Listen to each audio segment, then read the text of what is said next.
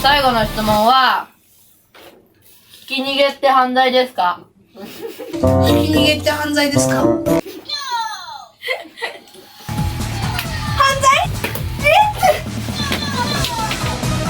今回の動画ご視聴くださり皆さんありがとうございました。じゃあまたの高評価、コメント、いいねお願いいたします。じゃあまた次の動画でバイバイ。